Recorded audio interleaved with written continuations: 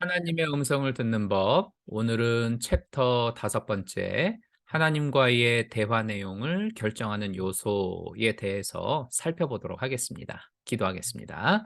은혜로우신 하나님, 오늘도 하나님의 음성을 들으며 하나님께 더 가까이 나아가기를 소망합니다. 주의 성령께서 우리를 도우사 주의 놀라운 음성이 들려지게 하여 주시고 하나님의 비밀을 발견할 수 있도록 역사하여 주옵소서. 예수 그리스도의 이름으로 간구하며 기도드리옵나이다. 아멘. 자, 하나님과의 대화 내용을 결정하는 요소라고 하니까 무슨 말인지 잘 이해가 안 가시죠? 쉽게 이해하기 위해서 제목을 바꾸셨으면 합니다.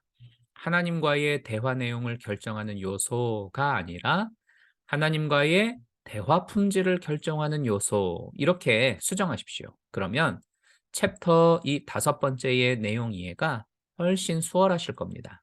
설명하자면 이런 것이에요. 지금까지 우리는 하나님은 오늘날도 말씀하고 계시고 그분의 음성을 들을 수 있게 하는 구체적인 여러 방법들에 대해서 살펴왔지요. 그래서 그 구체적인 방법들을 따라서 우리가 기도했단 말입니다. 그런데 누구는 기도하여 하나님의 음성을 똑똑히 선명하게 들었다고 하는데, 누구는 같은 방법을 가지고 기도해도 아예 안 들리거나 혹은 이거 같기도 하고 저거 같기도 하고 왜 아리까리하냐? 무엇이 뭐 이상하다? 이게 들리는 거냐? 아니냐? 뭐 이런 이야기들을 한단 말이죠. 그러면 무엇이 이런 결과를 가져다 주고 어떤 것이 영향을 미치는 그런 요소가 되냐? 이것에 대해서 알아보자. 바로 이런 말이 되겠습니다. 훨씬 이해가 쉬우시죠? 저자는 세 가지가 기본 요소가 된다라고 이야기를 하고 있어요. 그 세 가지는 하나님과의 관계, 하나님에 대한 이해, 하나님에 대한 우리들의 태도. 이 세 가지가 우리로 하여금 하나님의 음성을 다 더 잘 들을 수 있도록 해주느냐, 아니면 흐리멍텅하게 들리도록 하느냐를 결정짓는 요소가 된다라고 말을 하고 있는 겁니다. 순서대로 살펴볼게요. 첫 번째는 하나님과 우리들과의 관계입니다. 그럼 하나님과 우리들과의 관계는 대체 무슨 관계입니까? 두 가지 면에 있어서의 관계가 있습니다. 하나님은 우리의 아버지 되시고 우리는 그분의 자녀이죠. 또 하나님은 우리의 왕이시며 우리는 그분의 다스림을 받는 백성입니다. 이처럼 우리들은 하나님의 자녀요, 백성이라고 하는 두 가지 면의 관계를 가집니다. 그러면 아무나 막 이런 자녀고 백성인 관계를 하나님과 가질 수 있습니까? 그렇지 않죠. 하나님의 독생자 예수 그리스도를 믿고 자신의 구주로 영접한 사람만이 하나님의 자녀요, 백성이 될 수가 있는 거죠. 이렇게 예수 믿고 구원받아 하나님의 자녀고 백성된 사람이다라고 한다면 하나님의 음성을 들을 수 있는 영적인 통로가 비로소 열려지게 되는 것입니다. 그런 이후 이 영적인 통로는 성화의 과정을 통해서 넓혀져 가고 정결하게 만들어 가야 해요. 예를 들면 비좁은 하수구인데다가 이물질이 잔뜩 끼어 있다고 한다 생각해 보십시오. 그러면 시원하게 물이 내려갈 일이 없겠죠?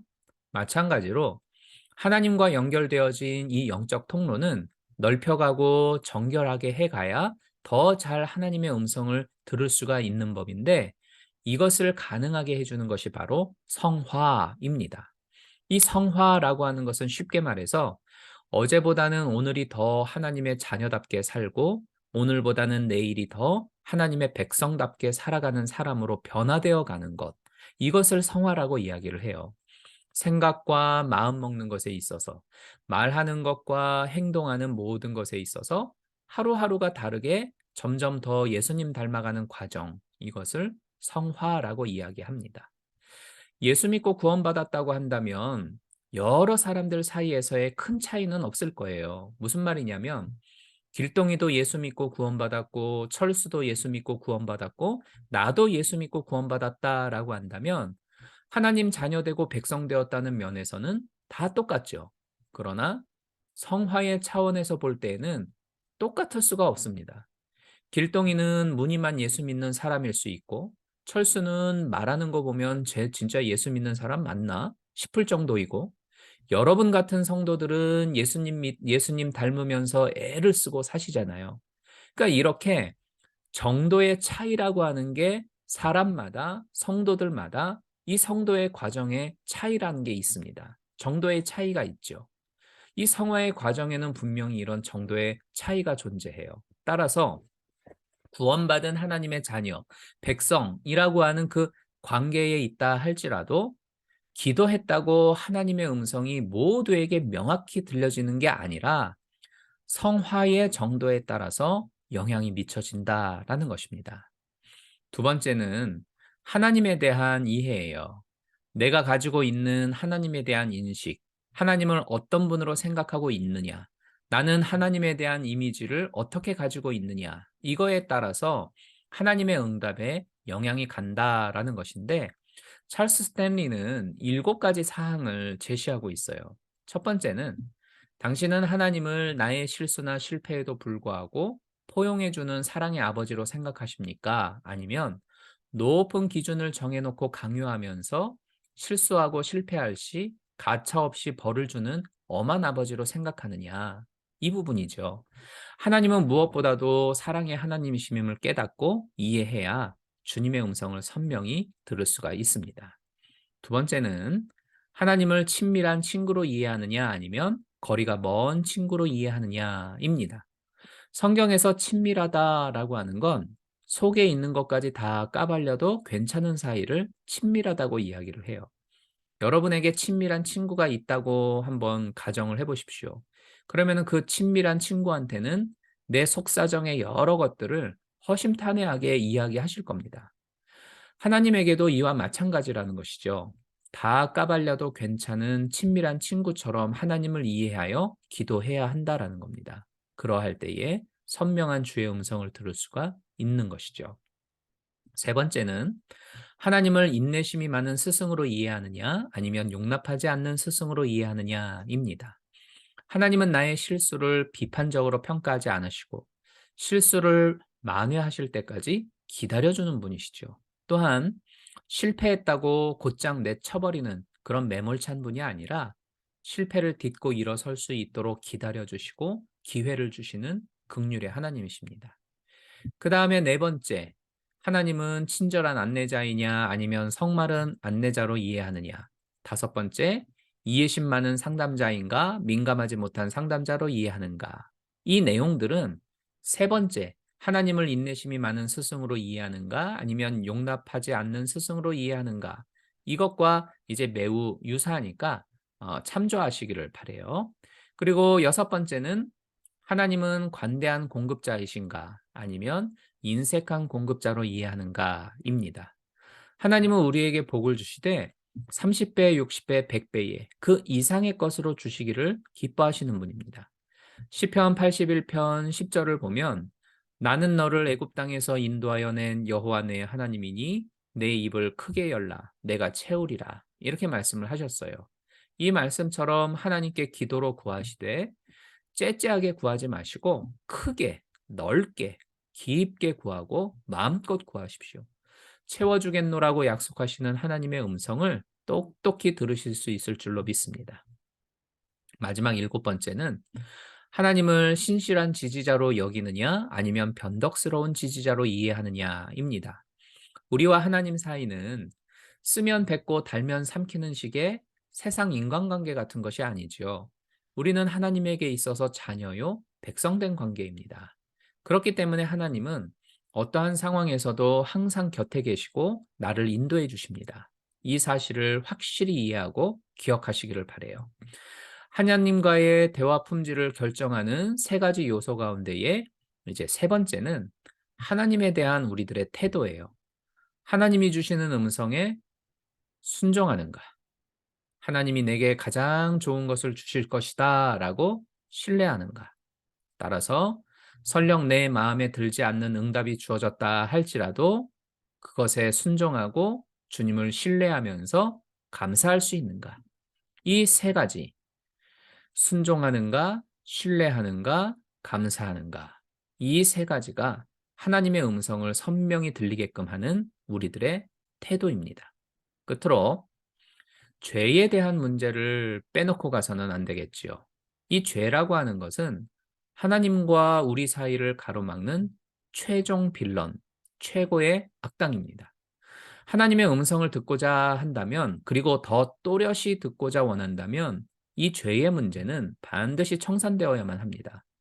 챕터 다섯 번째를 읽다 보면 여러분이 자칫 죄에 대해서 오해하기 쉬운 표현이나 내용들이 발견이 되어지는데요.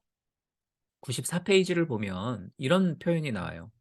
당신은 하나님께 죄를 범했다. 당신은 불순종하는 자다. 하나님께서 화나셨다. 등등 사람들에게 상처를 주었던 그런 말들은 결코 성경에서 말하는 하나님의 인격이 아니다. 라고 하는 그러한 표현이 등장을 하죠.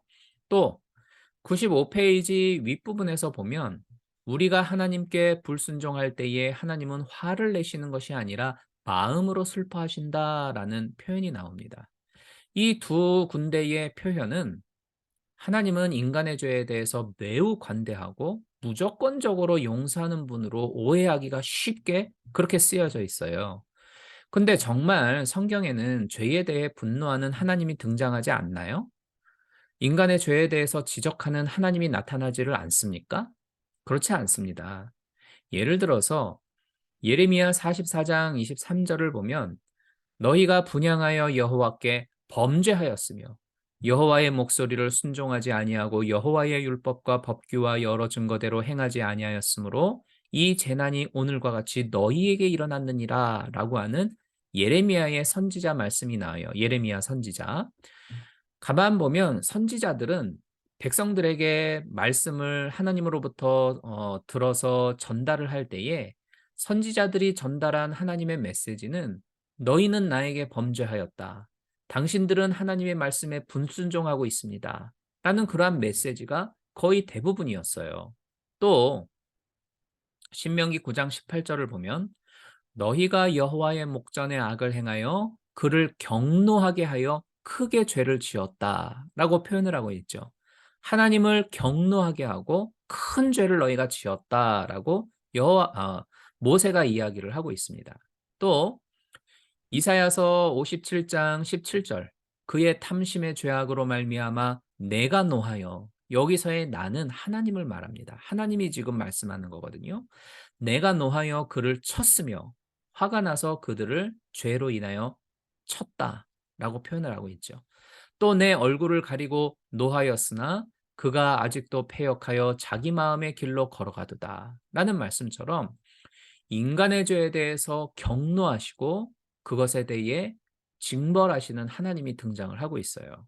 여러분, 책을 읽으며 오해하시면 안 됩니다. 하나님은 죄에 대해서, 불순종에 대해서 슬퍼하거나 안타까워하시는 정도가 아니에요. 분노하시고 경노하십니다. 똑똑히 기억하셔야 돼요. 다만 저자가 표현하려고 했던 의도는 이런 겁니다. 하나님은 우리의 죄에 대해서 지적하시고 분노하신다. 다만 우리가 자신의 죄에 대해서 인식을 하고 인정을 하며 회개하고 돌이킬 때는 얼마든지 용서해 주시는 사랑의 하나님이시다. 한없이 품어주시고 동이 서에서 먼 것 같이 내 죄를 멀리 치워주시는 인자하신 우리 아버지 하나님이시다. 라는 거죠. 그러니 어떤 죄가 나에게 있다고 하나님을 두려워하거나 멀리 하려고 하지 말고 죄를 인정하고 회개하고 돌이켜라. 그러면 하나님의 사랑과 긍휼의 음성이 풍성하게 들려지는 것을 경험할 수 있을 것이다. 이 이야기를 하고 싶어 하는 겁니다. 그래서 오해하시면 안 되는 거예요. 날마다 주시는 청아한 주의 음성이 여러분의 귓가에 또렷이 들려지게 되기를 주님의 이름으로 축원합니다. 기도하겠습니다. 하나님, 오늘 우리가 살펴본 이 내용들을 잘 기억하게 하여 주시고 하나님을 온전히 이해하고 주님이 바라시는 것이 무엇인지를 기억하며 날마다 주님 닮아가는 하나님의 사람들, 하나님의 자녀들, 하나님의 백성들 되도록 도와주옵소서. 그래야 늘 주의 음성이 우리 귓가에 선명히 들려지고 그 말씀 따라 살아가는 우리 모두가 되도록 도와주옵소서. 예수 그리스도의 이름으로 기도드리옵나이다. 아멘. 자, 다음 시간에는 챕터 6 하나님의 음성을 듣고 있는가 하나님의 음성을 듣고 있는가?